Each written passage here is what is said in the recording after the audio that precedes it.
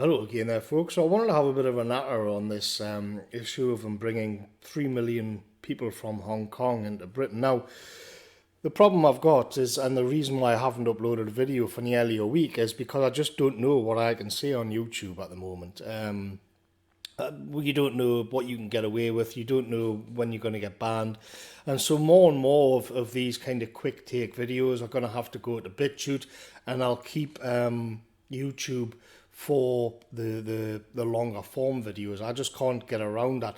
And the people who subscribe to me on Patreon and Subscribestar, who I'm really so grateful to, I always send the Bitchute videos to them via a message, so they don't miss anything. But all right, so I just wanted to have a bit of a ramble about the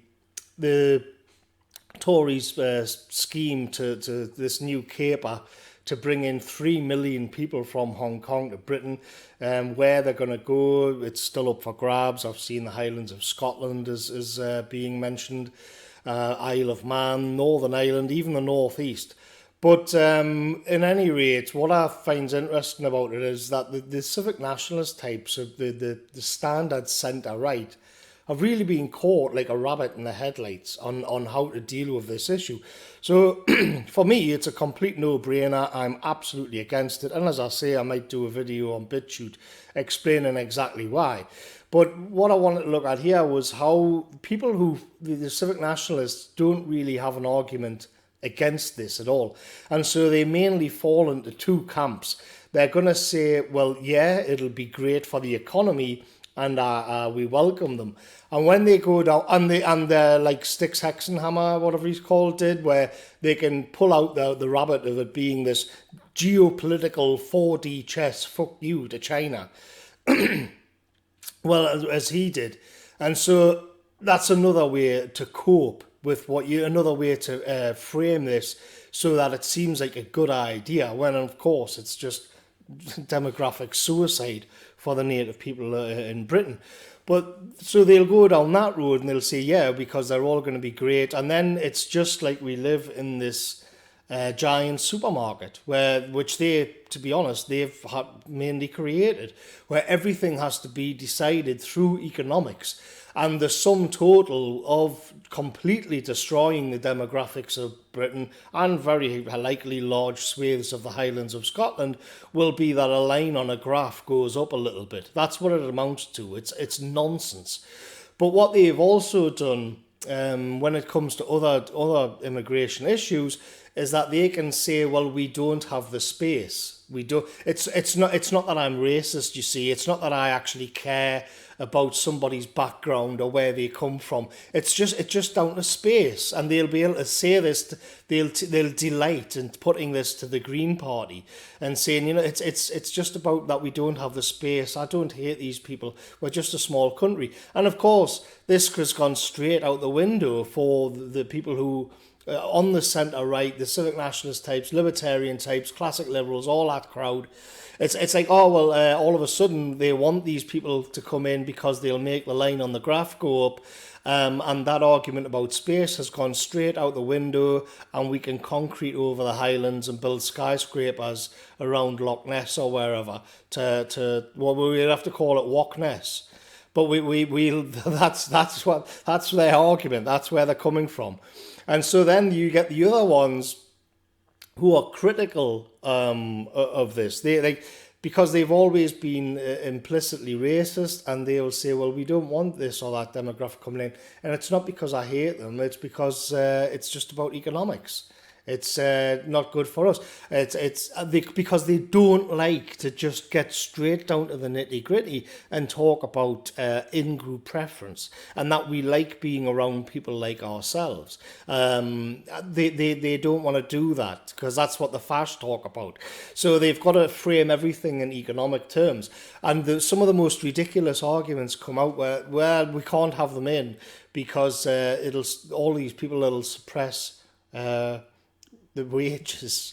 But again, like the problem that they've got is that they're confronted with a group who aren't going to be a drain on resources. They are going to be wealthy and they are going to be hardworking. So, but the problem is they aren't you.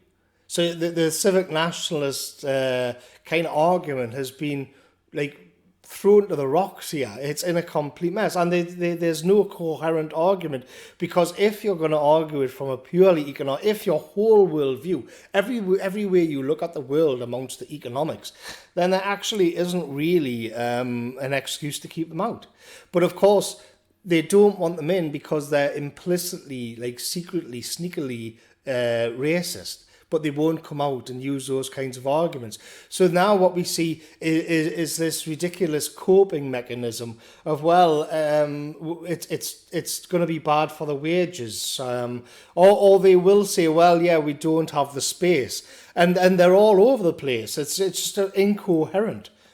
Completely incoherent, because when you've got such a facile and flat worldview, it can be interpreted either way. When, like, the thing that you should be saying is, this is our home. You know, it doesn't matter the Chinese politics and all that. It's got nothing to do with that. It's about us, and it's about us having a place in the world. And yes, it is ethnic and it is cultural. So this idea that you have to try and find economic excuses for everything that happens in the world, it's just preposterous. And they've been caught like rabbits in the headlights, because they realise now, well, my own worldview, let's say, their worldview, can be used. It's put to the test. Like now you can't say, well, the people from Somalia, they aren't actually going to be that great for the economy, because these people are going to be good for the economy.